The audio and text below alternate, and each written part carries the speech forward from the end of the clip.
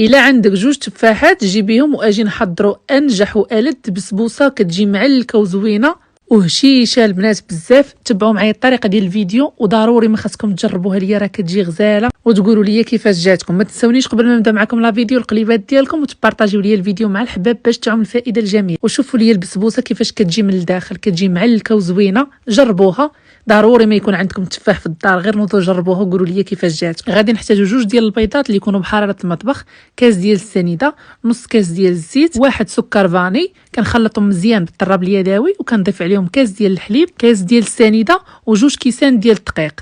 وكنضيف خماره ديال 15 غرام. الا كانت عندكم خماره فيها 8 غرام كتضيفوا جوج خمارات. كنخلطوا الخليط مزيان بالطراب اليدوي، كنحصلوا على واحد الخليط اللي كيبقى خفيف بزاف. وهنا في الاخير ضفت قبيصه ديال الملحه باش تحسن لينا الذوق. غادا نخلي الخليط جانبا وغادا نمشي نقي جوج تفاحات ونقطعهم طريفات صغار كيف ما غتشوفوا معايا في الفيديو.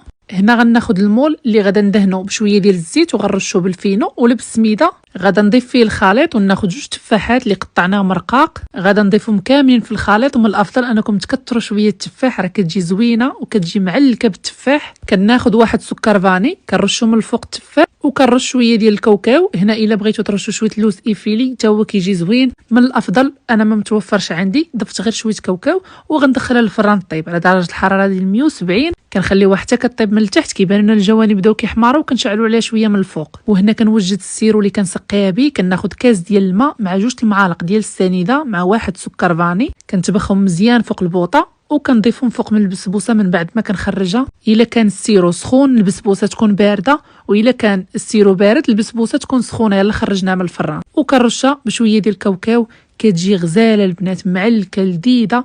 جربوها ضروري وقولوا لي كيفاش جاتكم. الا جربتوا لي هذه البسبوسه ديال التفاح ديما غتوليو تحضروها به. شوفوا لي البسبوسه كيفاش كتجي بالتفاح، كيجي التفاح من الفوق معسل، وكيجيو دوك الطريفات ديال التفاح كاملين الوصف البسبوسه. علاش قلت لكم كيف ما قويتوا التفاح وكثرتوا الطريفات ديالو قد ما كيجي زوين فيها وكيعطيو واحد التعسيله زوينه من الداخل. والا وصلتي حتى لهنا ديري قليب وبارطاجي معاك الفيديو مع الحباب باش تعم الفائده للجميع.